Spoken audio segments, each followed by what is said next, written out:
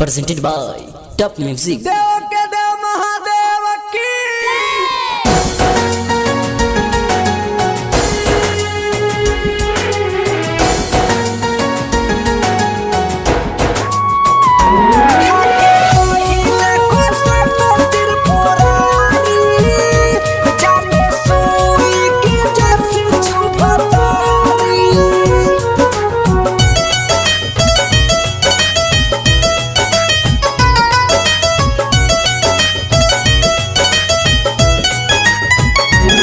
पहिले कसम त्रिपुरारी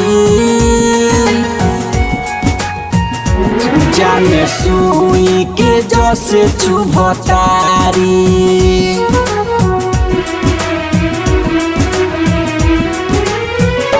खाके पहिले कसम त्रिपुरारी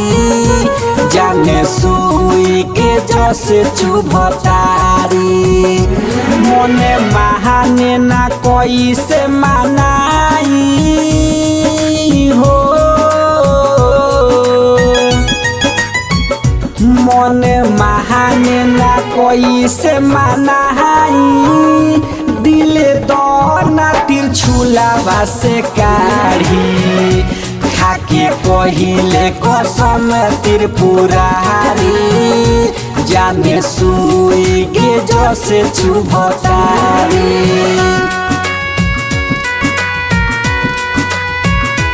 खाके पहिले कसम त्रिपुरारी जाने सुई के जैसे चुभतारी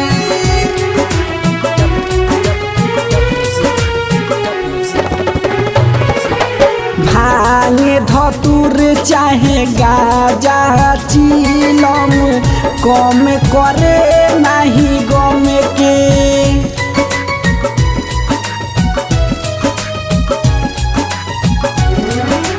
मतलबी दुनिया में फिर से न जाइबे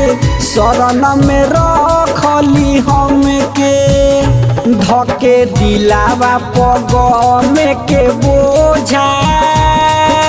हो धके दिलावा पगम के बोझा अखिया के सोझा खुश रहतारी खाके पहिले कसम त्रिपुरारी जाने सुई के जैसे चुभतारी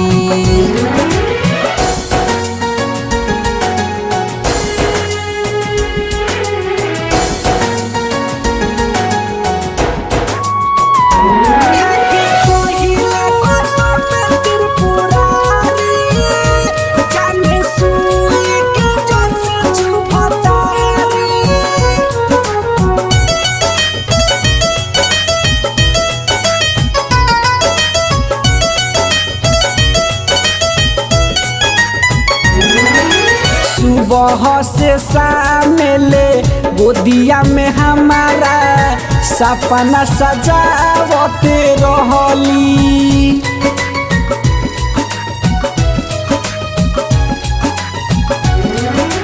अछय के दुनिया बा सावे गईली हमके ना एक बार कहली राइट हरे अजीत अमित के हो राइट हरे अजीत अमित के खून के आंसू रोवलख नारी खाके पहिले कसम त्रिपुरारी जाने सुई के जैसे चुभतारी। Mix by Chandan Pandey.